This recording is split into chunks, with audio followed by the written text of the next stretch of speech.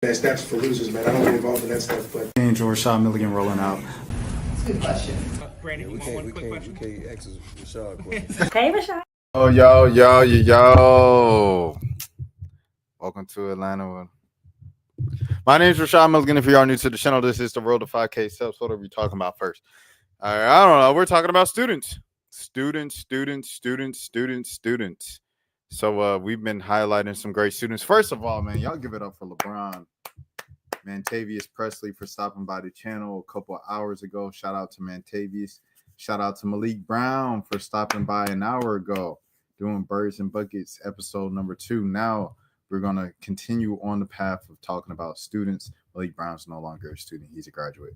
But we're going to talk about this guy. Cobb County, back to the home stomping grounds. Cobb County student wins prestigious Colt Scholar Award. This is by WSB TV.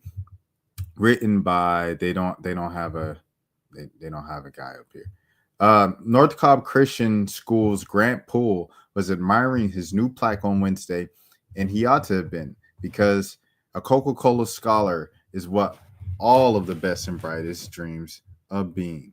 The Colt Scholarship has around 105,000 applicants this year, which makes it the most applied to scholarship in the world, Poole said. There are just 150 winners nationwide. Poole was one of the handful of graduating seniors to receive the honor, and $20,000 in Coke's home state of Georgia, and the first ever at North Cobb Christian. Salute to Mr. Poole, man. We've had a lot of smart, gifted students at this school, but it takes a student that's truly kind of a powerhouse. North Cobb Christian history teacher Beth Clark told Channel 2's Brent Peterson. Grant is a top-rated student, a championship swimmer, and an accomplished viola player. The Coca-Cola Scholarship looks for things beyond academics. It looks for broad areas of service and leadership, Grant said, which would include the nonprofit he called Pages of Hope. It promotes literacy and donates books all over the world. Grant is sporting a smart-looking T-shirt these days. The Colt Scholar will be off to Yale. Shout out to Yale, W-Yale, man, W Ivy League. But he will always be grateful for where it all began. W. Harmony Turner for graduating from Harvard, another Ivy League, amazing hooper. Hey, Harmony, stay in shape. You never know with these teams. The Colt Scholar will be off to Yale, but he'll always be grateful for where it all began. I came here when I was 4 years old and have grown up on this campus. I've learned so much more here. It's really been my basis in academics and also just my life, Grant said. While Grant will be headed to Yale, he was also accepted into Brown, Cornell, Duke, Penn, UGA, and Georgia Tech. W. Grant Poole, man, congratulations. Best of luck to you. Shout out to Cobb County. Cobb County is big, bro. So North Cobb Christian, that might be like, hold on, let me see. That might be like an hour away from, you know what I mean? In Cobb County. Let me see, North Cobb Christian. 32 minutes. So not an hour, 32 minutes. And then I'm 42 minutes away from the A&P crib. So when I saw that, I was like, dang, Cobb County Marietta is big. But anyways, there's that. Salute to Mr. Poole, man. Okay, next thing, tech conferences. So this is Simone Bees. Simone Bees, she goes viral a lot because she gives her opinion often on things. And it usually comes across in a condescending, patronizing tone. You know what I mean? Where she's just like kind of talking down on folks. It's like, yeah, y'all just don't want to do this because y'all ain't got no money. I made 6 figures in the past month, and y'all ain't made nothing because y'all just sitting up here talking about dinner dates, and it's, you know, it's just a lot of stuff like that where people don't really enjoy you. It's like, yeah, you might have more money, but it feels like we have more fun than you in life. And I'd rather have less money and more fun than more money and less fun. I think that's the balance that everybody is trying to figure out in life, right? Of having a life, having some sort of social life, but also having money. I think that's a balance that everybody wants. And the richest people, the most successful people that got it without a cosign, without anything like that, they usually typically got it because of how did they usually get it? Because they like worked hard to the point where they didn't have a social life. So it's like always that balance there. So anyways, that's Simone. She always comes with that energy on the timeline, and people are like, oh, shut up, Miss Richie Rich thinks she knows everything and this and that. So Vaughn, she pretty much encapsulate the entire experience pretty well. But she was kind of phrasing it in a question of like, why would you not like her? And it's like, I don't think people don't like her because she's successful and has money. People don't like her because the way she comes off, she comes across as condescending and patronizing. Like nobody wants to be around that. Anyways, I know people, excuse me, don't like that she had the G-Wagon, Lamborghini, Rolexes, and is very successful, but logically taken into account, she hosted her own tech conference and had top companies attend. Why not listen to someone that clearly has the answers and connections? And here is the videos. 2 minutes. The tech boom is here. We call it agent mode. Our new state-of-the-art model, Theo 3. Absolutely massive. And not where you think it's at. Most people pay attention to what's happening with Google, Facebook, Amazon, Netflix, Microsoft, Nvidia, all of those huge big tech companies. But there's a sector of tech that is being completely overlooked right now. And there are trillions of dollars that are being dedicated towards this one sector. The UAE, also known as Dubai, Saudi Arabia, and Qatar have all dedicated to partnering up with the United States to make sure that they are winning the AI race. Dubai has pledged over $1 trillion over the next 10 years. UAE officials are adding to the economic wins Thursday by committing to a 10-year, $1.4 trillion investment in the U.S. through AI, energy, and aluminum production. Saudi Arabia has pledged over $600 billion. Trump has secured $600 billion in investment commitments with agreements to boost defense and technology ties. And Qatar has pledged over $1 billion as well. Here today in Qatar, hundreds of $billions more coming to the United States. They want to really make sure that they do not miss out on this AI race. The main companies that will be leading this AI effort is Nvidia, Palantir, AMD, and the big government contractor companies like Raytheon, Lockheed Martin, even Northrop Grumman, and more government contractors as well. I've actually had job offers and opportunities to work in Saudi Arabia since 2020, and I'm talking about big opportunities, jobs that were paying me over $300,000 per year. But before, I've been turning them down just because of things that happened back in 2020. Now is the time to take full advantage of what I'm calling the government boom. And in this video, I'm going to teach you exactly how you can scale your tech income and make sure you get a piece of this big boom that is happening in AI right now. All right, so there's the teaser that she gave, and like as they said, she had a tech conference and had a bunch of people pull up and things of that sort. I'm trying to see if I could find the joint I was looking for. It was because this is what I saw yesterday, and the question just I had the question. I can't find it. Hold on.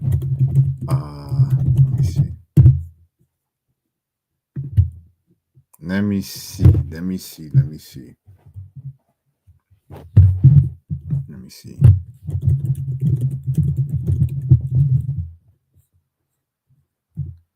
I saw something yesterday and I was like, let me see if I can find it.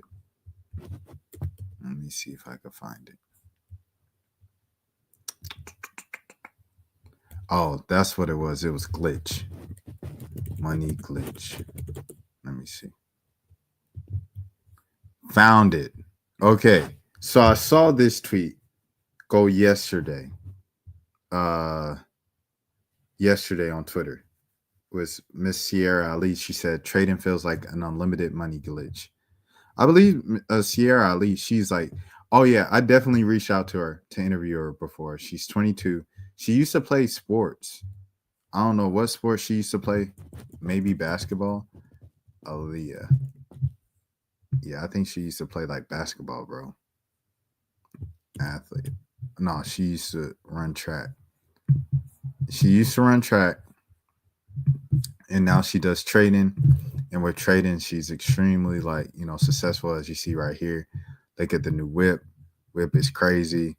Look at some of the lifestyle photos she posts. And a lot of these lifestyle photos, is, you know, A, to show off our hard work and stuff like that, but B, to motivate others that they can get to the money as well and things of that sort. So let me see.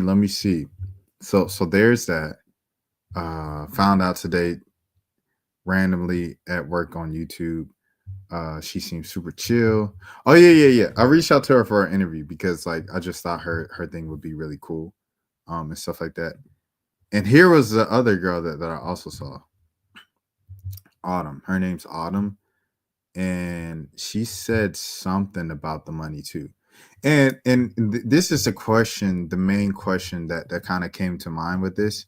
I know a lot of people who enter tech not for the passion of it, not because they're like interested in computers and like uplifting and finding this or finding that, or for the benefit of the community. Like some people, they have startup tech companies and they're like in the fields of healthcare because their parents experienced like difficulties in healthcare taking too long, and they felt like with updated technology and AI services or an app that can better foster the whole Medicare kind of experience, they could do it in a way that could really help and save a lot of lives, and just a quicker, smoother healthcare system, right? And there's other people that are solving problems with their startup tech companies and just using kind of tech as the middle grounds of solving a problem, but also getting rich through the technical industry. And there are some people who just work in tech and get technical degrees and things like that simply to make money. And it's the same thing, of course, in the stock market, except for I don't know about the actual stock market being I'm saying, something that is like the exact same thing of like, it's really just, I don't know anybody who doesn't go into the stock money that's just simply not for money. And with those like kind of lifestyles, I have the question of, do you guys think, like, if you guys want to respond, if there's any tech people or stock people here, I might put some hashtags on this video so y'all can discover this video. I want to know what the life purpose is you guys feel like in being in tech. If you are a person who's just doing tech for the money, and then a person who is doing trading, obviously people just do trading for the money. So like if you're doing stock trades, if you're doing tech, like what is the life's purpose fulfillment in that for you? Because it's one thing to make a lot of money, but it's like, what is your purpose for that, like with that money? I know a lot of people, they might look at, okay, stocks is the baseline to get money, and I use that money to help become a venture capitalist and help fund other businesses and leads down the line and stuff like that. Or, just giving back and becoming a local philanthropist or a national philanthropist or international philanthropist, just giving back. Like my point of making a lot of money is just to give back to others with the stock via stock market, because that is a way that normal everyday people who aren't just big entertainers can make some money. And then in the world of tech, kind of same thing, help other startups, help these people acquire wealth in the community and things of that sort. Or just, for the reasons that I explained. Well, my tech process does this, my tech process does that. That's just all I want to know, because it's like when people just do things for money, I feel like, okay, you do it for money, you get the money, but like, do you ever feel fulfilled? I work in the line of work, excuse me, I crossed myself out there. But I'm in a line of work where typically entering, a lot of people first starting off don't make a lot of money. And there is a lot of money in this industry, in the media industry, for sure. And I'm kind of like climbing the ladder of that, of going from no money to like medium amount of money to like lots of money and stuff like that. So on the path that I'm going to, I'll eventually be making a lot of money. It might be, I don't know when. I don't know if it's going to be by the end of this calendar year. I don't know if it's going to be next year. I don't know if it's going to be in 5 years. But at some point, it's like the inevitable at the pace and the rate that things are looking right now in my career. Lord willing, of course, always. But yes, that's just how it's looking. So with that being said, I do this work. Is very profitable for me in the future if I just stick it out and continue to remain consistent. However, the purpose of it is like, you speak to people, you connect with people, you tell stories, you let the public know about important issues going on in the world so they can become aware and they can act on it. Media coverage changes so much for a lot of people. It changes lives. It without media coverage, you don't get like a George Floyd situation. And I know like it wasn't maybe for some people. Well, no, I mean, Chauvin got what he got. A lot of people got what they got because of media coverage. They kind of pressured in a way, even though jurors are supposed to be like oblivious to all of the outside noise and media coverage. All of that stuff affects everybody. And it's an important job, to work in media and things of that sort. Whether it's on YouTube, on my own platform that belongs to me and Google and YouTube, or if it's at my day job and that company and everything like that. Like my job is important. The way that I get money is important. And, you interact with people when you interview them and you know what I'm saying? You touch different communities and you see things firsthand. It feels like fulfilling work to me. And it feels like important work to me. So for people who I know go into spaces where they're solely in there for the money, I wonder where that fulfillment and life's purpose goes to. Because I do feel like everything kind of needs purpose. I don't know, but that's just my theory. Because I feel like you could feel very empty if you just do it for the money or the fame. Like a lot of people in media, they enter media early on, coming out of college or in college with dreams of being in big media just for the sake of being famous. And I don't know if that's me personally, I don't think that's the right way to go about it, because fame is fleeting, bro. Fame is fleeting, money is fleeting, all that stuff. Like I know my first time at the BET Awards, I was sitting in my hotel room, and while I was really excited to go to the BET Awards for the first time and stuff like that and go to a major award show, on the other hand, I was just feeling like, dang, I remember I was working so hard for so many years nonstop to prove this girl who dumped me when I was 19 to prove her wrong, quote unquote. And it's like, this girl done moved on with life. She probably don't even care. You know what I'm saying? All of those things. It was like, what am I trying to prove? And it just felt empty. And it was like I had to discover the purpose for everything again for it to mean something to me. And so I feel like purpose and things bigger than yourself. So I went around, I asked a lot of my OGs and stuff like that around the business, like, what is your purpose? What's your life purpose? And everybody that gave an answer, they all said something beyond themselves. Nobody's purpose who feels like they're living a fulfilling life or feels like their life has meaning at all. I guess it's a part of our existential side of things. Like, nobody's purpose is about themselves.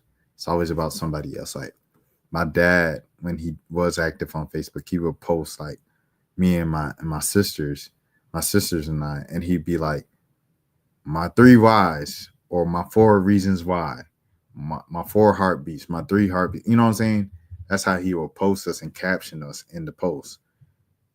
It's like his bigger for living is for us. Deion Sanders, I remember, he claimed that he, you know what I'm saying, had an unaliving attempt, a self-harming attempt, right, in the 90s. And the only thing that kept him on this earth were his kids. So it's like some people, kids is their everything. Some people, it's the next generation. Some people, it's their mom. Some people, it's their something beyond themselves, helping the world become a better place. I want to help all the orphans. I want to help all of the homeless people. I want to help cure food insecurity around the world. Like, people's purpose goes beyond them. So for people who do things solely kind of like with the main purpose of to make as much money as possible, what is the fulfilling thing there? Instead of like, because I don't know, sometimes me as an outsider on the outside looking in, when I see someone who trades and stuff like that, it could feel very just self-serving. And I don't know if that's the most fulfilling life. while the stuff and the luxury of having money is great, I'm sure, and it's probably fun and stress free, and I could travel how I want to travel and go all on vacations and experience the experiences and funds of life that I want to because I worked really hard and the stock market studied it and I just had a knack for it. At the same time, like, what is that? What is that doing? I think in this case, Sierra, going back to it, Sierra said, or Autumn said that Sierra taught her how to trade. So I guess Sierra's thing for real is Sierra's thing is like, I can teach, you know what I'm saying, others to trade. And in turn, I'm helping members of the Black community. I'm mentoring them and I'm reaching back and I'm telling them, ultimately raising the wealth levels within the community of my people. So I guess that could be it. Ironically, Simone Bees is right here. First comment. But I guess that could be their thing of just like, I want to see other people get money and that's their purpose. Maybe that is their purpose. But yeah, that's all I wanted to know. It's just like, where is like the fulfillment of it, the life's purpose of it. Okay. That was a 20-minute rant. So next thing is a bit silly. It is Miss Shirley. Miss Shirley is the young girl. She's 4-year-old. She does the where them fans at. She first time I heard of or seen her was at the I was about to say JoJo show, the Jennifer Hudson show. She walked down the hall and she did the little where them fans at dance and stuff like that. Apparently she has a booking and she's been doing meet and greets. Yeah, I think meet and greets for a 4-year-old is definitely too intense. It could be a bit exploitive for a 4-year-old. 4-year-olds don't want to meet a bunch of strangers, and at the same time, I understand parents who do this stuff because it's just like, bro, if something hits from just posting your child being cute, you want to maximize and make as much money as you can, but at the same time, like, you don't want to exploit your children because as you see, like, child stars are never normal people. Child stars are never normal adults, I should say. Michael Jackson, Justin Bieber, Raven Simone, like, child stars are just not very normal people. And so I think that it's important to remember that and remember that they're your child and not just this lucky cash cow thing that you could squeeze out and get a couple quick bucks off of. It's like the Kai Cenat thing, right? The Kai Cenat Streaming University. So with Kai Cenat Streaming University, people were upset that they didn't get in. And I was like, a month ago, 2 months ago, you didn't even know that Kai was going to do this. You were just streaming. You were just making content. You were just posting your stuff. You were just doing your thing. Out of nowhere, while you're doing your thing and trying to make it in content, Kai Cenat, hey, I'm giving a bunch of people a huge cosign with this Streamer University. I'm going to have applications. You can apply for it. You can get in Streamer University, and it could change your life, right? Because you've seen what happened with Kai when he just shook Ray's hand and he shakes other people's hand. Like, he changed people's lives. So he said, I want to help change a whole bunch of streamers' lives and do this Streamer University thing. But when people didn't get in and they saw people that they knew get in, they're like, man, this is bad. Blah, blah, blah, blah. And it's like, hold on now. How ungrateful and how forgetful are we? This wasn't even a thing a few months ago. You had no clue that this was going to even be a thing. So why are you worked up about it now? Like, you're looking at it like, dang, I really needed to pay my bills. I really needed Kai Cenat to like co-sign me on stream to change my life like he changed Ray's life. And to be honest, bro, it just does not go like that. Some people like Ray might have. That was just God's time, bro. That was just God's timing, to be honest. And like, shoot, you can't force that. It just is what it is. If you ain't get in, you ain't get in. So I say that with this. Kai, people shouldn't be mad about not getting into Streamer University because they didn't even know Streamer University would have been an opportunity for them to change their lives 6 months ago, right? So if you didn't know about it 6 months ago and you were creating content every day just trying to make it, just continue what you were doing. Every content, hoping to make it, hoping that it pops one day. 6 months every day, every single day. Okay? You do that for 6 months, minding your business every single day, hoping that it pops. It might pop, it might not pop. But you're going to continue to do what you do regardless. Not thinking about anything else. You're just in your own lane. With a child, if something pops with that child, leave it be, bro. If something pops with the child, leave it be. Oh, this is amazing opportunity. We were just being parents. We didn't know this was going to pop. It pops. At the same time, how would you have parented the child if it never went viral? You don't need to change the way you parent the child and the way that you parade the child around. If it just because it went viral don't mean you need to treat the child different. Oh, we need to get on the road immediately. We need to go on tour, bookings. We need flyers. We need group meet and greet tours. Jennifer Hudson, Shepard, Shirley Shepard, and Tamron Hall. All three of them. We need 106 in Park. We need to get on the BET Awards 25th anniversary show. How would you have parented the child beforehand? Because I know a lot of young parents with young children, especially they go, oh, we don't know if we want them around all those people. They put headphones on them at events. Oh, she needs a nap. Oh, sanitize your hands before you touch the child. They extremely, extremely protective over the child. Extremely sensitive to the child's needs. And oh, the baby's crying. We need to feed the baby. Oh, the baby want a break. The baby needs a nap. The baby been socializing too much. You're extremely sensitive to the child. Nothing should change just because a video of them went viral dancing to where them fans at. And they're treating this child different. And because of that, the child is going to be more than likely different when they get older, bro. When they become an adult. Very few child stars who are normal people. I think LeBron James is fairly normal.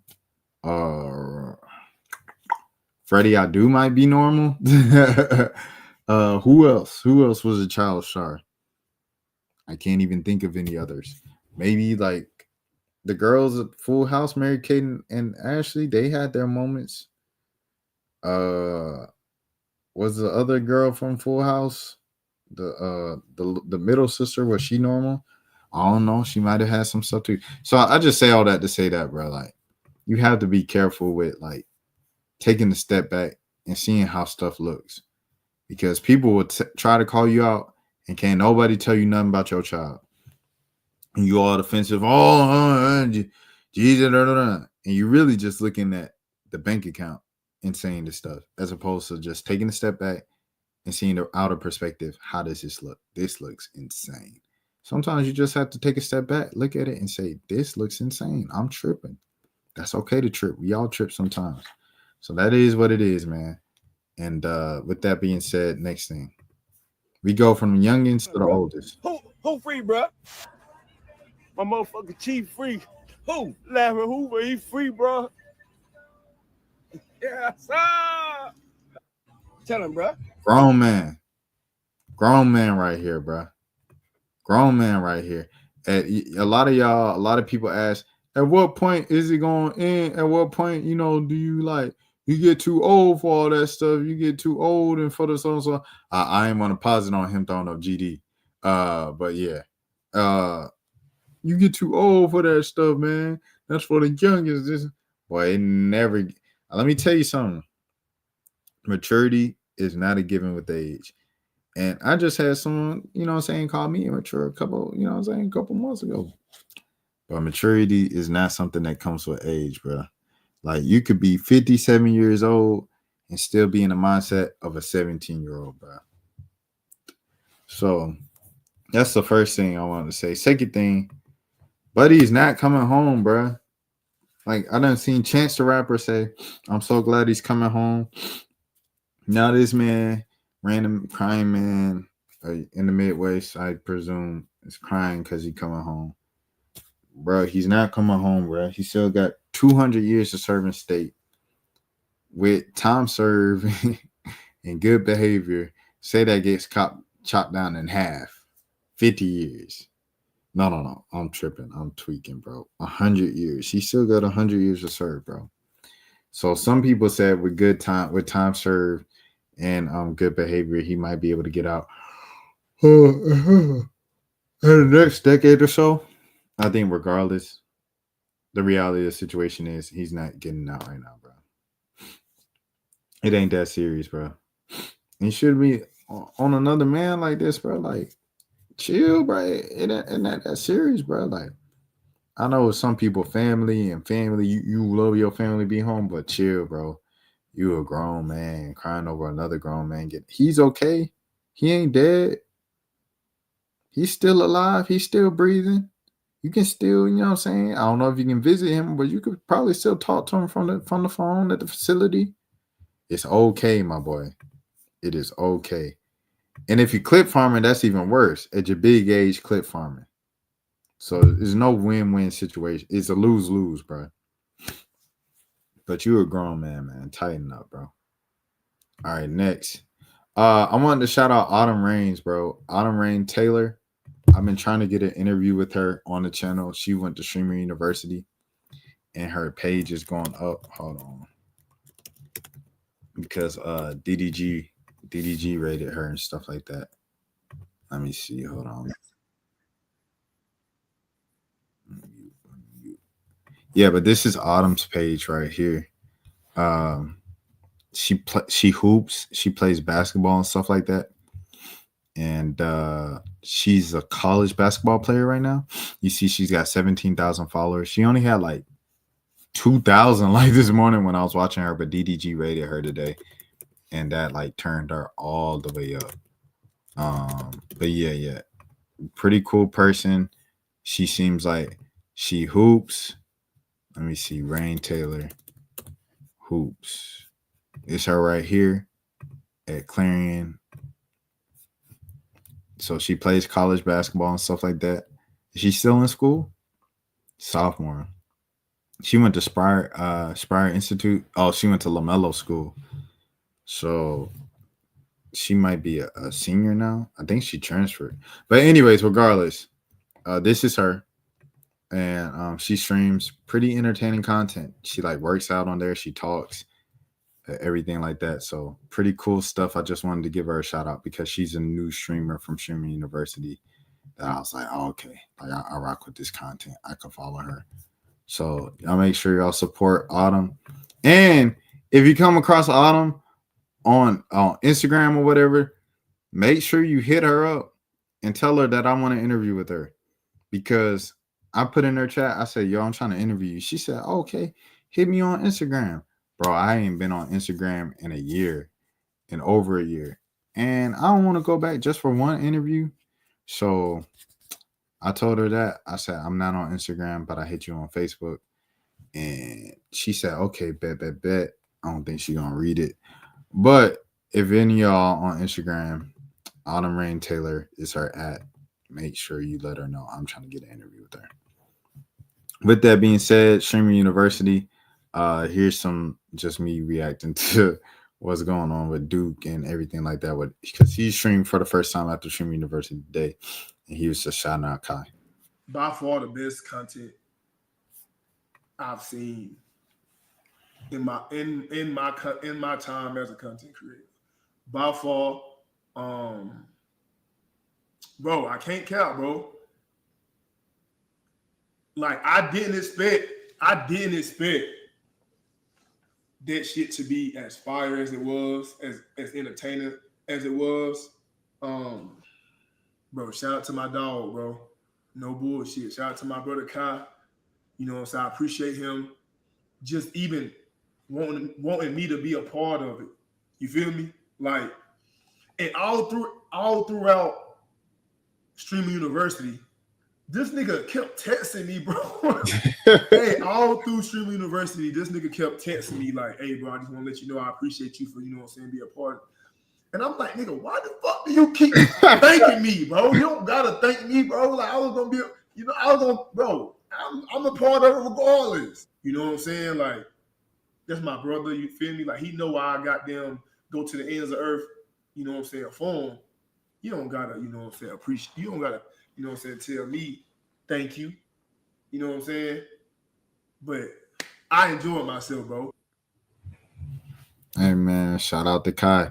Duke, they've been getting on Duke again, man, with them rumors and them old photos of him holding them babies and stuff like that. And saying, I always like, I don't know. It'd be one of them things where Duke say, hey, I'm minding my business. It might just be one of them things where you say I'm minding my business, bro. But it is something, the fact that keeps coming up. I want somebody to just ask him straight up. But he might be like, mind your business. So Always better than great defense. I ain't gonna lie, I was just out there trying shit, too. I ain't gonna lie, I was out there trying shit. You know what I'm saying? Tween, cross dribble, turn around, fade. You know what I'm saying? I remember one time I tried off my left leg, 3-pointer, and I made it, too. I was out there trying shit. I was button smashing, 100% button smashing. If you asked me to do all that again, I wouldn't be able to, you know? So, great offense. The wear my ball thing is taking over the internet. It's a crazy level. It's all you see. Excuse me. Jeez Louise, man. Hold on, give me a second. Ugh.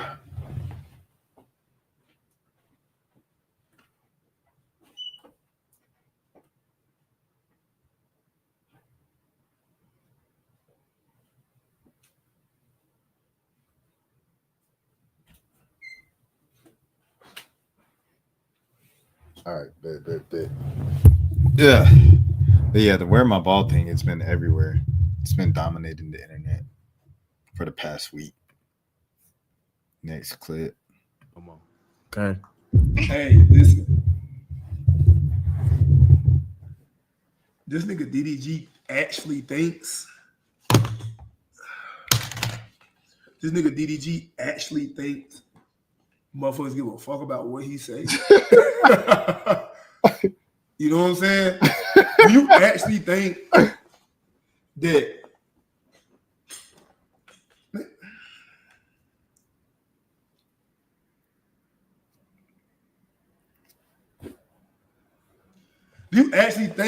a motherfucker give a fuck about him giving somebody rules to follow?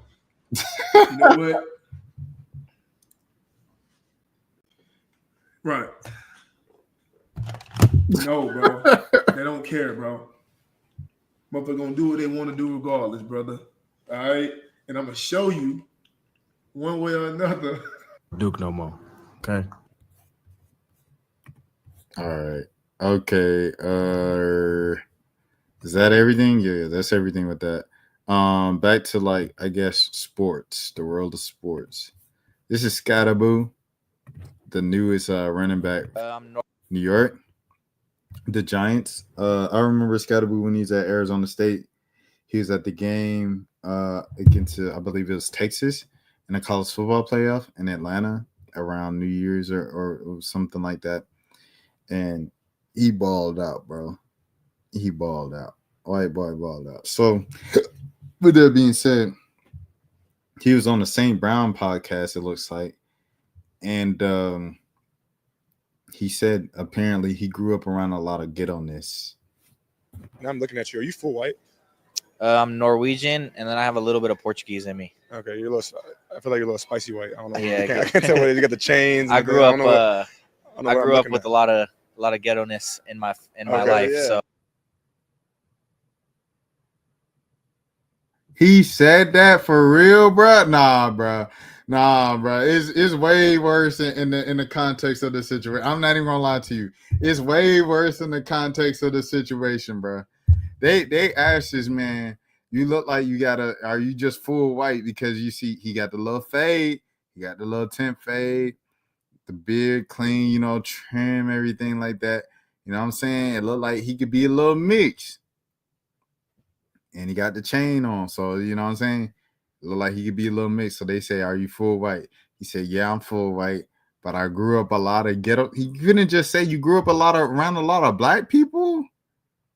Like, I grew up around a lot of black people. No one will have a problem with that, bro. You said a lot of ghetto-ness is crazy. I had someone try to call on this page. Like, I posted like Atlanta Dream clip, right? And they said, "Oh, the Atlanta Dream, they're the team of thugs or ghetto this year." I said, "We not doing that on this page." She said, "What you mean?" I said, "We not calling them no thugs." So let me see how I can find it. It might be on this one. Up with Wilson. Wilson, go ahead. Ryan is in No Town. Okay, whatever. What are you seeing out there that On this hand. Is this the one? Oh, here it is. Thugs, yes. This year's thug team.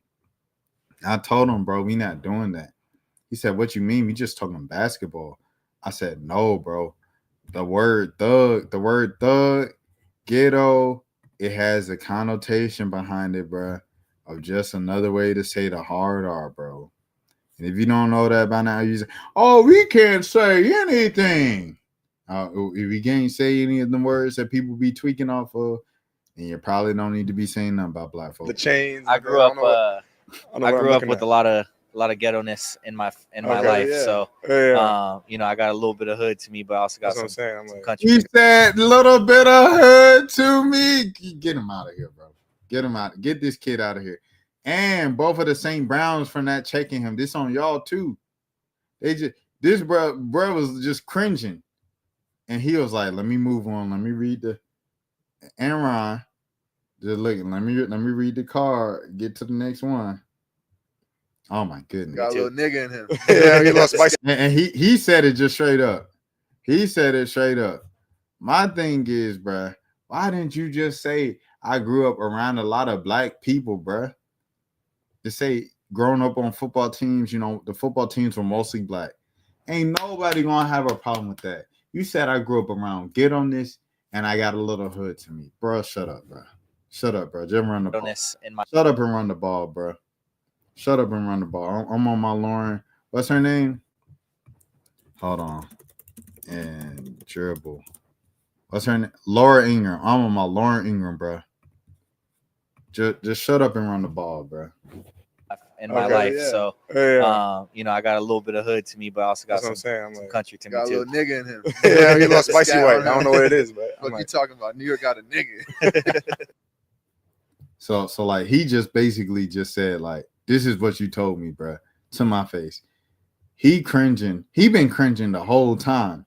This whole thing made him uncomfortable, bro. I feel like you should have spoke up then. Just say you grew up around black people. He said it, but he made a joke out of it to take the tension out. But geez Louise, bro, like if you grew up around some black people, just say I grew up around a lot of black people. I grew up playing football on the football team. I'm one of the only white guys. Ain't nobody gonna have a problem with you saying that, bro. Danzy Swanson said, I went to high school with Danzy Swanson. He said he grew up in a predominantly black high school. Ain't nobody had no problem with it. It ain't go viral, nothing like that. It just, he was just speaking what he was speaking.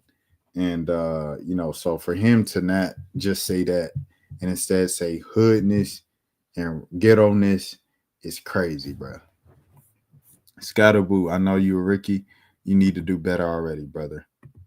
You need to do better already, brother. Next topic. What's the next topic? Next topic is Hawks fans. So I went on a rant the other day about nostalgia. Is another example of it right here. Yuri said 2007 to 17, greater than. He said, so this all started with Elon hates me, KJ. He said, the day we go back to this logo is the day I'll be happy. I mean, wow. And Yuri said we were actually winning over 45 days and consistently in the playoffs when we had this logo and color scheme. The Atlanta Hawks were constantly winning over 45 games and constantly were in the playoffs with that logo scheme and color scheme because their starting lineup for the most part was Mike Bibby, Joe Johnson, Marvin Williams, Josh Smith, and Al Horford. Those are four borderline all-star guys and then one very solid starter. That is why the team, and they always had a decent 6-man coming off the bench, whether it be Josh Childress. He went to Greece. They got Flip Murray and Mo Evans. Those guys leave. Then they get Jamal Crawford. They always had a solid 6-man coming off the bench, a solid 6, 7, 8-man rotation. That's why they won 45 games every year, bro. It wasn't because the colors were nice and stuff because people were complaining about the colors. I remember Andre 3000, believe it or not, Andre 3000, when I was a kid, Andre 3000 was outside. It was no big thing to see Andre 3000, bro. Like Andre 3000 used to be at the Hawks games, used to be at the Braves game, Falcon, you know what I'm saying? He just used to be out, just having fun, having a good time. He's kind of normal, you know what I mean? Just a normal artist, bro, to be honest. And that's just what it always was. Hold on, let me see. Who should buy that? Atlanta Hawks, they tried to say Outkast should buy them. That's funny. But yeah, Andre 3000 used to be at the games, bro, all the time, dog. And one time they interviewed him, and he said, they were like, what do you think with the Hawks? He said, I think we need our colors back. The red and the yellow, we need our colors back. The blue, the red, white, and blue is cool, but we need our colors back. And that's all Bruh said, you know what I mean? So it's people were constantly yo, go back to the Pac-Man, go back to our old colors. The whole time the Hawks had this logo and these colors. They said red, white, and blue is not our colors. Our colors are yellow and red. That is the Hawks brand. The Hawks went back to not only the red and yellow, they also went back to the Pac-Man logo, and people still complaining.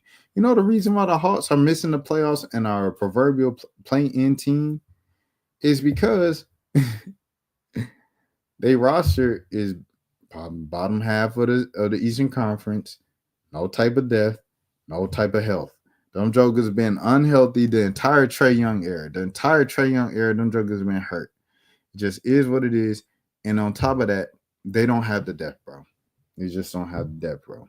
When they had the depth with Lou Williams, Bogey in his prime, Gallo having a second prime and things like that. When they had all that, John Collins and all them jokers, man, let me tell you something. And they could go 9 deep. They went to the Eastern Conference Finals. That's just the difference, bro. Them boys can't go respect, salute to a lot of them dudes that was in the rotation. But once you see some of them folks in the rotation on the floor, you're like, oh, yeah, the Hawks ain't got a chance. Shout out to Plowden. Shout out to Daquan Plowden. Shout out to, Dominique Barlow, everything like that. But when you see them jokers in the game, man, them folks just ain't have the depth like that, bro. All them folks was hurt. And that's what it was. So with this nostalgia bait, going back to nostalgia bait, 2007 to 17, folks complained Hawks fans complained that entire era. Outside of the era, the season, 08, in the playoffs against the Boston Celtics where they pushed them to 7 games. That's the only time Hawks fans weren't complaining, bro. See, the thing about getting older, you old enough to remember stuff in real time. Hawks fans was complaining the whole 2010s. 2010, they gave Joe Johnson the third biggest contract in the NBA. It was a max deal over $100,000, which is nothing now. But back in 2012, it was a really big deal. And it was 2010, I believe. Really big deal. People booed him because he won't get into the Eastern Conference Finals, and he the third highest player in the league. And it was just bad, bro. Hawks fans complained. They didn't when it was Millsap and they were winning. People complained about Millsap being good, but he was a boring player to watch. He wasn't Josh Smith. When Josh Smith was there, people would complain about Josh Smith taking too many threes. So people were complaining about Bibby once he got older and he was just hobbling past half court. People were complaining about Joe Johnson dribbling out the ball too much. People were complaining. So you can't. People were complaining about Al Horford being 6'10" and not 7 foot. You know what I'm saying? So people were complaining, bro. So this whole nostalgia bait switch of, man, it was so much better in 2007, 2017. It's a whole different story, bro. People were complaining when they won 60 games. If they had one star, they just had one star. So save it with me, bro. Save the nostalgia bait. Appreciate what you have now, because people are going, post Trae Young. People want to be like, dang, like, I remember we had Trae Young. We had a superstar in the city. We had a star in the city, bro. Like, Trae Young had the whole signature. He just had it, bro. Watch. It's going to be the exact same thing, just like how it is with everything. Next up, Lucille Gotti tape on the way. Steve G. Glover, bro. Steve G. Lover. Them dudes, them folks, they dropped DNA last year. A lot of pop star Benny beats. It's one of my favorite projects of last year for sure. Hold on. In the underground, it was one of my favorite projects, man. And so I told him that Lucille been showing love ever since. And yeah, so Steve, he been talking that talk. He said, I can't be stopped right now. Lucille said every record is a masterpiece. I can't lie. And he said he also has some new stuff coming up. Hold on. I can't be stopped right now. Here's change. And Steve always been has some stuff, bro. I ain't gonna lie. Like, he had the Jansport. Jansport is a hard song. Once my girl, always my girl. Acting like you never did go. Steve G. Glover. They acting like you wasn't my. Oh, shouts out DNA. That's hard. I hate resorting to a public plea like this, but I'm suddenly on a tight deadline. If anyone wants me, help me reach out. Please reach Sir Mix-a-Lot. Please let me know ASAP. New single Change is out now. So Change, I heard the little joint. Someone said this is my joint right now. He said, I can't be stopped right now. Here it is. A true love story album on the way for all the fans. Some of my best work. Steve really be spitting, bro. I'm not even gonna lie to you. Shout out to Jordan Temple. Talented writer, one of the funniest people I've ever met, bro. This dude is hilarious, dog. I hope to meet him at some point as well soon. Oh, he did the Atlanta post on him. That's funny. That's funny because he wrote on Atlanta and he wrote on Abbott Elementary. Funny guy from New York. But yeah. Lucille Gotti, I wanted to say, she's hilarious, bro. She's like one of the people who can like just tweet the way I want to tweet. The way I want to tweet, I have so many random thoughts that come in my mind throughout the day that I just want to share, like get out to the world, like a public diary or whatever, and just share my random thoughts. Like sometimes it'll be a banger, sometimes it'll just be a random thought, sometimes it'll be a rap lyric that's stuck in my head from a random song. And that's how I've been using my YouTube a little bit lately for the past couple weeks. And I just love putting random stuff on there without like having to live up to, right? I can't do that on my regular page because it's like I almost got like a thing to, you know what I mean, live up to, or like people follow me for serious reporting and stuff like that. And it can't be serious reporting and quoting random no-name lyrics all the time, you know what I mean? So, and I don't know, just random, like, remember when? I like to do that all the time too. So Lucille just tweets the way I want to tweet. Like sometimes you look at her tweet and you like, oh, she a little off the rocker, but them be the best creators, bro. Like Shirley Sweets is his singing name, Shirley Sweets in Stone Mountain, Georgia, bro. That's my dog. Bro, you be looking at her Twitter like, are you good? Like everything cool? You text her, yeah, everything good. Haha, you so funny. Boy, she get behind that pulpit or she get a microphone on her hand. Man, one of the best singers you ever hear. Lucille Gotti, bro. Lucille Gotti be, you know what I'm saying? She be all over the place with her tweets and stuff. Man, she get on that mic. She start producing something. She rap. Because Lucille Gotti can rap elite. And she can also sing elite. And she can also produce, bro. And she been going for over a decade now, producing quality music. She put out Razor Blade last year, bro. And it was like, no promotion. I ain't hear people really talk about it like that for real. But DNA and Razor Blade, two extremely solid projects from Lucille Gotti, bro, last year. And you know, but yeah, she like going back to her tweets, she just be tweeting whatever, dog. And like, so since she does, I think that offers her the freedom to say what she really want to say in between stuff. Cause like she'll quote tweet an artist's snippet, right? And it'll go viral, have a couple thousand likes or whatever. And she'll just be like, what she say? She'll be like, ain't no way y'all listening to this person over me. Just like crazy stuff like that. Like, you really said that out loud? She do not care, bro. She's free. And then people be comparing her to Layla. And you know Layla from New York and Lucille Gotti's in New York. So she hates that. She said, I hate when people say, oh, you sound like Layla, this and that. She said someone just DM'd me and said I sound like Layla. That I swear to God, that's gonna be my 13th reason. That junk is hilarious, bro. She's hilarious. Carefree does not care at all. But like when it comes to that music, bro, all them, you know what I'm saying, what seem like off the wall, just like no thoughts. That's the way she put that into her creativity. She don't have no hesitation. She don't care to take a chance. She'll take a chance in her music, bro. And that's what makes her such a genius, bro, musically. And like I said, Steve G. Lover, is like, it's crazy because he's a benefit to his brother being his brother. His brother's Childish Gambino, Donald Glover. He benefits from that. Of like, you know, one of his first public verses was one up on the royalty mixtape, right? So he benefits from it. But at the same time, like, he low-key kind of got like a ceiling, like people be limiting him of like giving him attention and taking him seriously because he is Gambino little brother.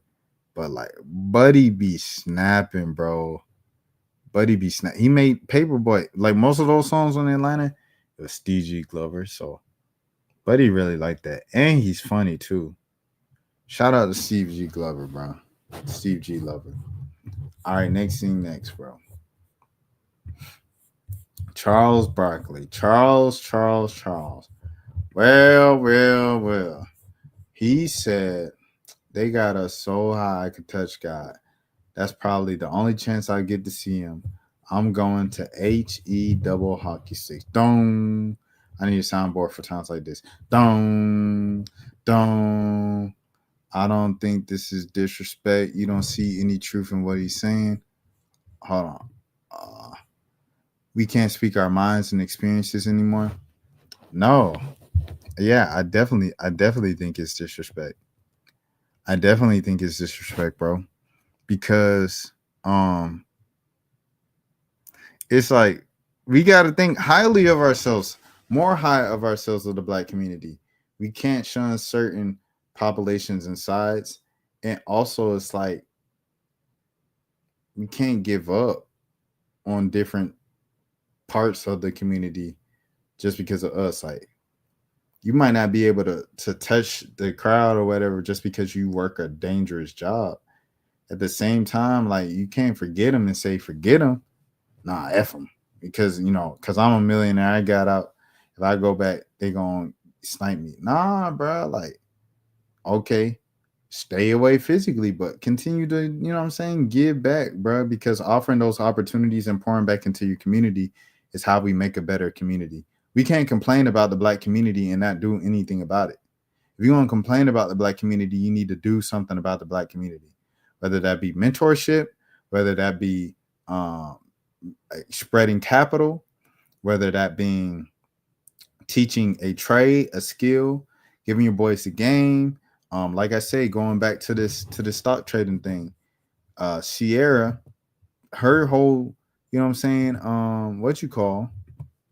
her whole purpose might be to uplift the amount of Black wealth within the community, or Black women wealth and things of that sort, by teaching them how to trade and become successful traders like herself, right? So something needs to be done. I think just sitting down on the couch and spitting out old, decades-long rhetoric that Bill Cosby was complaining about in 2004, I don't think that's going to change anything about the Black community. Like, you're not going to change the Black community. Shout out to Geneva in general, by the way. But you're not going to change the Black community by just being like, man, how are we going to change ourselves when we don't pull up our pants and we listen to shoot, murder, kill? Like, what? Bruh, y'all saying the same stuff that y'all was complaining about the OGs saying 20 years ago. That ain't gonna change the black community, bro. What's gonna change the black community is you directly putting in the funds and providing the resources to change the children from a very young age. Because as we learned from Mantavius, it's possible. He was an outgoing person, so he used that outgoing personality to speak to the counselors, the guidance counselors at school, to teach them, hey, here's how you apply for college. This is how you get into college. What was the end result? Accepted into over 60 universities and collecting $1 million worth of scholarships. These are the things that start with, you know what I'm saying? He was raised in a good community with the guidance counselors, smart enough, intelligent enough, and have the background, educational background to give him that information. That comes from, okay, the community puts in money into this school and taxpayer dollars. Douglas County High School got a pretty nice football field. They got some nice sports facilities. A lot of that money probably is throughout the school as well.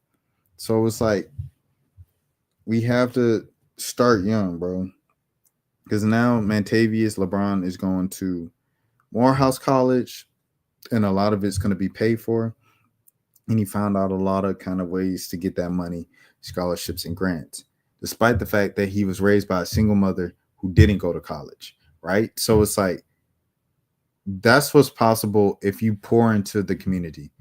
If I give my school, my home school district or system, if I give them, you know what I'm saying, a lump sum of money and tell them, spend this on smart boards, new technology, laptops, refresh talls, you know, get rid of the mildew here, scrape that up and repaint the walls and make the high school look neater so the kids can, you know, feel more positively about learning in this environment and they can believe in themselves, then we can change the next generation of people and adults that come from this very community.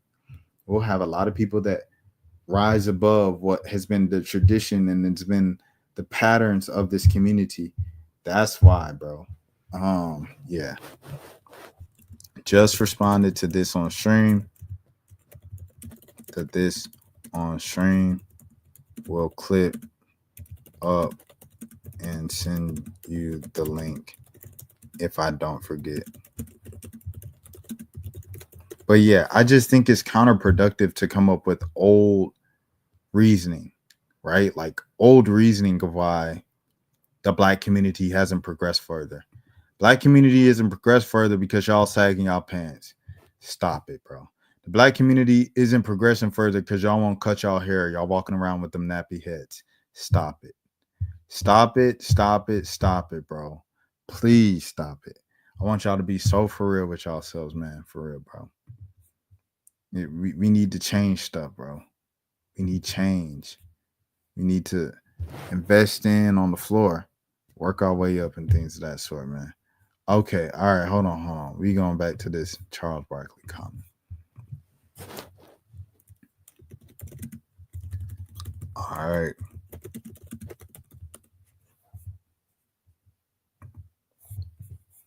All right. These guys at the camp would smoke this stuff K2. And so they're like, just take one hit. I took a couple hits, like 2 or 3. And then next thing I know, I feel myself like overdosing. Like the last thing I remember, just falling out and crawling towards my tent. I was gone. And next thing I knew, I'm in a hallway. And in the hallway, there was demons on my left side and demons on my right side. They all had these like weird little robes. And I'm following one. And as I'm following it, we're walking up to this big door. And then it says to me, the one in front of me had its hood up and it said, one more step, you're almost there. And when it says that, it turns around and has this big smile. And it all clicked, like what was going on. I said, oh, hell no. And I turned around. And when I turned around, I woke up and back up on my tent. And I was just like soaking wet in sweat. These guys at the camp would smoke this stuff K2. And so they're like, just take. Yeah, a friend gave me a certain drug, which I'd rather not talk about. I took the drug. I was impatient. I took the other 8 times amount of L at the same time. Then I sometime in the middle of the night, I went to bed and fell asleep.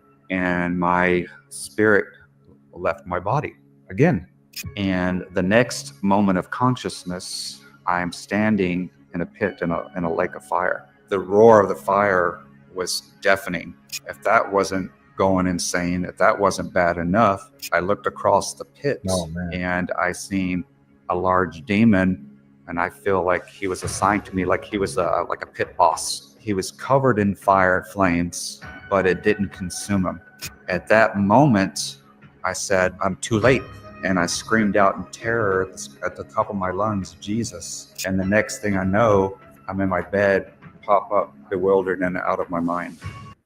Yeah, a friend gave me certain drugs. Used to show like, hell ain't no joke, bro. I seen one dude, he was talking about hell. And he said, I've asked this of a... And he was like, you crawling the whole time. It's uncomfortable. It's constant heat. It's hot on the ground. It's hot just all around. You hot. You can barely breathe. And you constantly just, doing stuff for Satan. You just constantly working for Satan.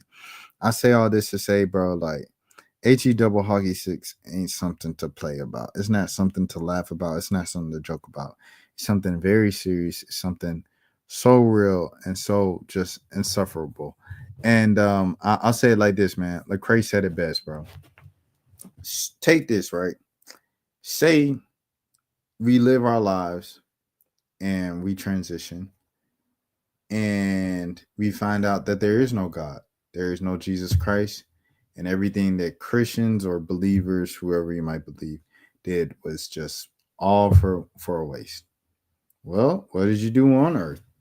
You lived a morally, hopefully you strive to live as moral of a good life as you could. You gave back.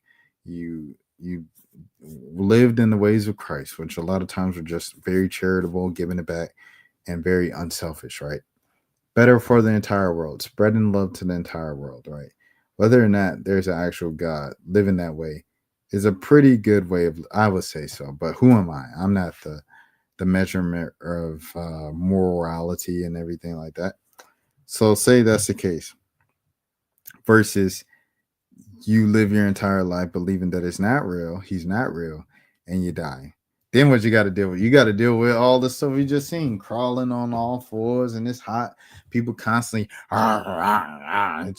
it's hot. You can't breathe. Man, ain't nobody going to want to be out there. Man, if I'm Charles Barkley right now, man, I'm repenting. I'm making sure I'm getting right with God for these last few years. Because Charles is what? Charles got to be about close to 70, maybe. No, he not that young. Because if Jordan is 60, right? Charles is probably what? He's 62. There it is. 62. So there you have it, man. Yeah, Chuck, don't play around with that. That stuff is serious for sure. All right. Next thing. Diddy might have to get skipped today, bro. I ain't even gonna lie to you. My eyes already shutting off. All right, we'll try Diddy. Diddy trial, day 12, afternoon update. Mia testimony continued, her direct. And I want to just go back and just correct a few things and add a couple things as well. So Mia was the director of development for Revolt TV. I think I said she was the director of marketing. Just one little thing I wanted to change. And then she testified that when she worked for Diddy, she had her own apartment, at first in New York City, and her roommates called her a ghost because she was never there. And then she ended up living at some of Diddy's houses when they were in LA, Miami, or whatever city. And she said that she was not allowed to lock her door. That was his rule because it was his house. But she noticed that the security guards could lock their door because she said she saw a deadbolt on on the inside of one door and then a keypad on the other door. And she also testified that she wasn't allowed to leave Diddy's house without permission. She said at one time that she wanted to see her friends. She was so desperate to see them when she kind of first started work, and she left the house at 2 a.m. and she got a call that Diddy's security guards were coming to look for her or coming to get her. Now, Mia testified about violence that she experienced at the hands of Diddy and also Cassie. I mentioned this before. She went on to say there's two instances in Turks and Caicos. They were on a vacation or at some event. I did not quite get what it was, but that's not the point. The point is she woke up one night, Mia, to Cassie running into her bedroom saying he's trying to kill me. And then they put furniture in front of the door and tried to kind of like barricade it. And then they ended up just kind of running away. And then she said she also had a visual of them like paddling off on a paddleboard at night, trying to get away from him. And as he's like yelling at them on the beach. So, and then she testified that she heard a recording that Cassie took of Diddy slapping her and Cassie was crying. I believe this was at Cannes. Sorry, I can never say that. Cannes, the film festival.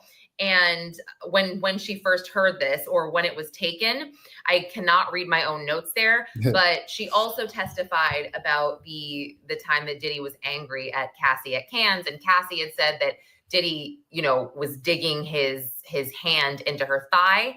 And Mia, I believe, again, this is kind of the same thing, but their memories seem to be different. Mia said she saw Diddy dig his nails into Cassie's arm, and that he was kind of talking to her with like clenched teeth. And then we saw photos of Cassie with different bruises being covered up on red carpets. Mia talked about Diddy and Cassie's hotel stays. One time she went to drop something off at a hotel stay and Cassie answered in a blue wig. And she said Cassie seemed like something was off. So much so that she's like, "Are you okay?" And she said Cassie like shut the door quickly and was like, yeah, it's fine. She said that she would do the cleanups after the hotel stays, corroborated the baby oil all over the wall, all over the desk, all of that. She also said that she was with Cassie one time in the car and Cassie got a text message from Diddy and Cassie was very upset by this text message, and actually it made her have a physical reaction, like she got a stomach ache or something because Diddy wanted to do a hotel stay, and Cassie kind of sighed and then again got physically ill. Mia also talked about the Louis Vuitton med bag that Diddy had with all of his drugs, and she talked about a few instances where she was kind of forced to do drugs with Diddy. One in particular where they were on a tour bus at,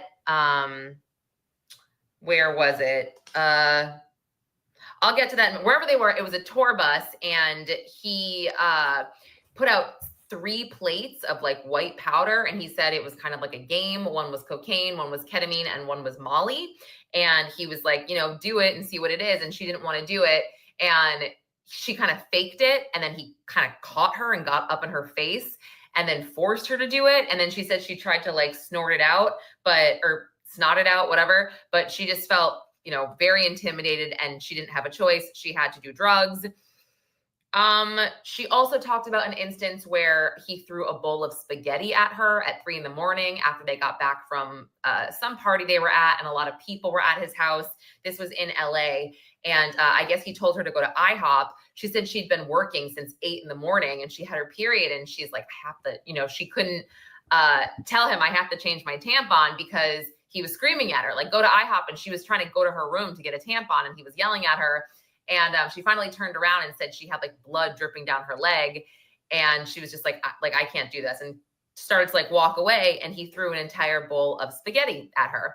And then she got a call from HR the next day saying that she was suspended without pay. She talked about how he threw a computer at her when Wi-Fi wasn't working on a movie set in 2011. And she actually said that Swizz Beatz was present for that, or he was there on the movie set in 2011. And the tour bus, by the way, I did get to that note. I don't know where it was. I didn't write that down. She also said the first time she took MDMA with Diddy, he said, "Hey, you're part of the Breakfast Club now." She did this because, she said she felt safe and protected because he said he was there with her and his drugs were pure. And she said the Breakfast Club meant, you're in with us now. She talked about sexual assaults as well. She discussed, I think it was 3 of them. The first time, she said it was his 40th birthday at the Plaza, and he pulled her aside in the kitchen at this penthouse he rented, and she said that she took 2 shots. I felt like the government was kind of hinting that it might have been more than these 2 shots, the way the questioning was going and what she said, because she said that, you know, she's like, I'm in my 20s, like shots don't really affect me. She said they took 2 shots to celebrate his birthday, and he said she was doing a good job. And she said, I didn't feel right. I did not feel right. And I knew something was, you know, it was hitting me. And then she said that he forcefully like kissed her and then stuck his hand up her skirt. And the next thing she remembers, she said she came to on a chair in the living room and the sun was coming up, but she doesn't remember how she got there. She was fully clothed. But there was another incident, we think a few months later, she doesn't know the exact day. And she said that she was sleeping at Diddy's house and he came in and got on top of her. That's what woke her up, and that he raped her. And she said that they said, how did it end? And she said, well, he doesn't, she said hold on, I'll get the exact, okay.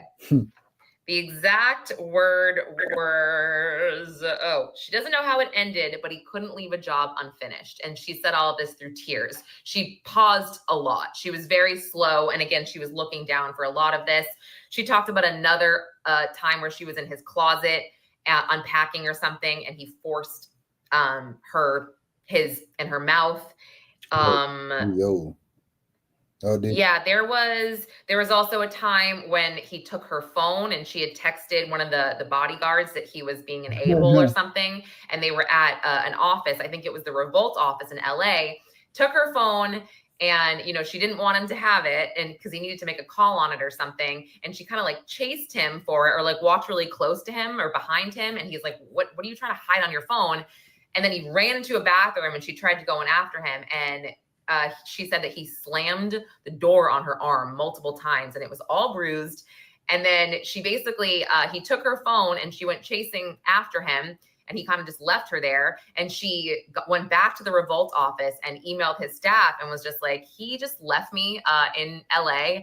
I don't have a phone, and, you know, I don't know when I'm going to get it back. So I just thought you all should know. And, you know, there was quite a bit that she said, but she's going to finish her cross-examination tomorrow. So I'll have a lot more to discuss with you there. But it was very, very emotional today. So more tomorrow. Dang, that's a lot. Shouts out to Lauren once again, as always. W Lauren.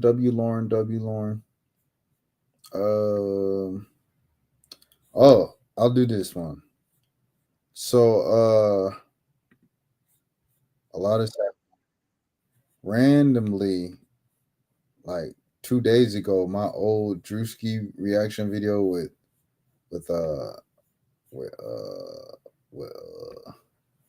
Theo Von, excuse me. It went it started going up. Like that's like my most viewed video today. And yeah, let me see if I can find it. Hold on. And so in it, someone said like it was what did it say? This is actually the complete opposite of a hilarious Theo Von reaction. Never in the title did I say it's a Theo Von reaction. I just said Theo Von hilarious's response to Drewski. That's all I said. And so anyways, with that being said, I decided to pull this up. Once again, if you are new to the channel, this is the road to 5K subs. Once we get to 5,000, I will get YouTube red, and there'll be no more ads on my reactions. Or no more like when I'm watching the video. Oh, hold on. So with that being said, here's a Theo Von reaction just from my butt. Someone had a baby out of their butt too. You see that? No. Bring that up. An ass baby? That's tough. Well, it's that's some good sperm. These days, it's the only way to get into this country, it feels like. One of the good things about being black or off black, I don't know what some of the varieties are now, but I think one of the values in it is that you get early signs of dry skin. Like we don't find out till the last. Till it start bleeding. Right, yeah, we find out. You're damn near like we find out the last minute, bro. You can't even. We find out when you're trying to enjoy like a hot dog or something, and you can't do it. And you say, damn, it's too late. We had this dude, Mr. Dennis. He was just like an adult, right? But he had this son named Rocky was his son, right? Now, Rocky wasn't all that. No, he wasn't all was there, missing a couple bro. bricks. Yeah. You know, he was healthy enough. Like he could enjoy Christmas and shit, you know? It wasn't like he was like, you know, like you got to keep him in the back or whatever. He was definitely like, you know, he was a cool guy. Like you could play games with him and shit. Like it wasn't like he was like, he just wasn't real bright and his mouth was always wet, you know? Dude, we had uncle, he used to masturbate in his sleep, right? He had I think he had an iron deficiency or something. And, so that whenever he stayed over, my mom making more of these jingle bells on his wrists. Yeah, I think she just wanted to keep things, you know, if he started cleaning himself out, she wanted to keep things kosher at the house. It's a good safety mechanism too, but I'm just saying the silver lining. And some brother, you got to probably spray some WD-40 on them. You know what I'm saying? I've seen some guys that you and this brother. All right, I get it. Yeah. So what brothers you know that use the oily stuff? Oh, I've seen a brother that maybe been in the wind or something a little bit, and he, you know, ducks around a building, and he'll just. You know, he'll work as a door hinge for the next year if he needs to, you know. Yeah. But I've seen, you know, sometimes people need more. I think you started talking about zebras or something. I did? Yeah, you went off in a different direction. You went off in a different direction, dude. You started talking about bombs. And you haven't aliens. You haven't met you, dude. I got to introduce you to you. There was a veterinarian that would throw out all the animal shit in our yard, like into our ditch by us, right? No. Yeah, so they'd have dead animal carcasses out there all the time. So we were always beating each other with fucking, you know, fucking Bichon femurs and shit, or just whipping each other. If you got a fucking big Labrador or German Shepherd fucking tibia that came through, boy, we would beat the fuck out of each other with that. Yeah, but she said he was a vegetarian. Yeah, and that's insane. First of all, to say that a black guy's a vegetarian is absolute. Nobody's gonna believe that, dude. Name 70 black vegetarians, dude. Okay, maybe Arthur Ashe was one, but that's it. Nobody's buying that shit. So out of the gate, the mom was like, you know, so yeah, I just got back from Australia, man. Swear, how was that? It's mostly white over there. Yeah. It's a white. No brothers. Bro, you couldn't. If you even ask where a brother is, they don't even know. You speaking another language? They'll send you to like a fire, like recovery ward or something. Like they don't have the closest thing they got is somebody that was in a 3-alarm blaze over there, like somebody in I was ICU. just burnt, you know. I get it. Yeah, no, that's funny. And it's so weird. Like you leave there going, I take Leo all the time. He loses his fucking mind. Who's Leo? Lee. I take Lee when he comes down. Yeah, when he comes down, I take him different places. That little fucking walkie-talkie. I saw him the other night, dude. He was fucking dude. That Walkie-talkie. That little fucking gumball machine, That brother. That motherfucker is killing me, dog. The fucking Jewish Christmas present. That little fucking. God. Oh yeah, dude. He has a dog that can say the N-word. I saw. Was it a black lab? I hope. Oh yeah, dude. BLM, bro. Black labs matter. Of course it is, dude. Hopefully it's not a German Shepherd. He thought a black lab was a place where they tested barbecue sauce. I was like, here, get on mic. That's where they make sickle cell. Yeah, dude. I was like, bro, that's not. I was like, Bob, you got the wrong idea, man. Bro, if you guys went over they there, probably would treat us like royalty, huh? I mean, they would. Or maybe the opposite. No. Oh, they would love it. Oh, okay. But y'all would be a special attraction over there. Y'all would be a damn museum. Oh, yeah. What's the word you're looking for? Zoo? I wouldn't say that. You didn't want to say it. You was going towards it. I see you. No, I think no bars. Your teeth was looking like you're about to say zoo. I just wanted to jump in there and get no, it. man, maybe a cage-free. Okay, zoo. yeah. We had a dude. He would give you $10 to look at his butt. Right? Wait, what? Yeah, when I was when I was younger than I am now, for sure. He was a child. I don't want to say a child, but you just pretend I was a child, right? Because I was. And this guy would give you $10 to look at his butt, right? Not up close, far away, you know? So yeah, that guy could have given us a lot more. Do you need to file a police report? I have no idea, dude. But I'm just saying, it's like everybody has a game show, and you're like, yeah, people, these prizes are cheap. I said, I think he was the only brother on set too. I think. Even the animals was surprised to see him. Look at him. Look, even the animals.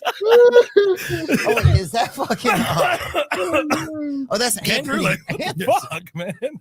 Yeah, it's Anthony Anderson. I was gonna say, I said that dude looks like a Mexican Anthony Anderson. Those are the early dreadlock stage. Build that wailing wall. Yeah, Jesus.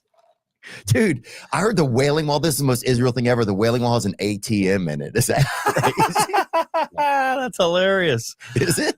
I mean, I wouldn't be surprised. You need some cash out there if you're going to buy a little dreidel, some knickknacks. Oh, I'll fucking spend Gimel on that bitch, son. That's all I spend, dude. They used to call me Big Gimel in a lot of back alleys. Yeah, we had one neighbor that was like real liberal, and it was like, don't beat him because he's black, you know? And it was like, it's not about that. It's like, this is a video game. They missed the point in Yeah, it. They didn't want to shoot the ducks and duck hunts. Yeah, they didn't want to rock the boat. Yeah. You know, I'm like, look, we paid $44 for this game. Yeah. On my 7th birthday, so we could rock the fucking boat, dude. Yeah. Yeah. You know, this is one place I can take a swing at a tough brother. Yeah. In the safety of my own home. Cocaine? Like sexual nasty? Oh, yeah. It'll make you just eat a stranger's ass through a screen door, baby. That shit'll make you. That's a good way to describe it. Wow. It'll make you be a bad guy. Hey man, 3,000, 5,000 subs. Working with Top Help's been really easy. The company. So you've eaten a stranger's Oh, I ass. have not, brother. That's pretty much what you just told me. Look, I have not done it. 2,000 milligrams in there. And That fucking sleepy Xanax, time, yeah. And mix it up. And it'd be Michael Jackson tea. Put some Sesame Street on, start jerking off. Yeah, I feel you. Yeah, that Talk dude. about a guy that's become famous just off fucking one picture of sitting in the crowd. Just bleed. He works with blood drives now too, which is crazy, huh? Oh, are you serious? No, I'm not. But that would be, yeah. But that would be actually. It's not a bad partnership, dude. I'd pour a 12-ounce O negative for that guy if you asked me to. That guy's an animal. funny. I go, I've got fireworks. They're like, this is an AR-15. I go, I know, fire comes out the front. It's very murky what you can describe as fireworks these days. Yeah, we had. I'm trying to think. The craziest were fire don't work. It's like the ones where you'd light them and it would just come out the other side, or you would light them and then your stepdad would call your mom a whore and just drive off. You're like, how is this even connected? Yeah. A long time ago, Black. All right, man. That's it for me for tonight. Shout out Theo Vaughn. Brother, I'm exhausted. Y'all take care of yourselves. Oh, my whole hold on, my bad, y'all. Give me a second. Y'all take care of yourselves, man. Everything like that. Hold on. Did it even switch on the thing? Let me make sure it switched. It did. Y'all make sure y'all take care of yourselves. If nobody else told you today, I care for you. Have a good morning. Have a good afternoon. Have a good evening. Have a good night. Have a good day. Peace out. See you tomorrow. That's for losers, man. I don't get involved in that stuff, but Angel Rashad Milligan rolling out. Good question. Brandon, we can't ask Rashad a question. Hey, Rashad.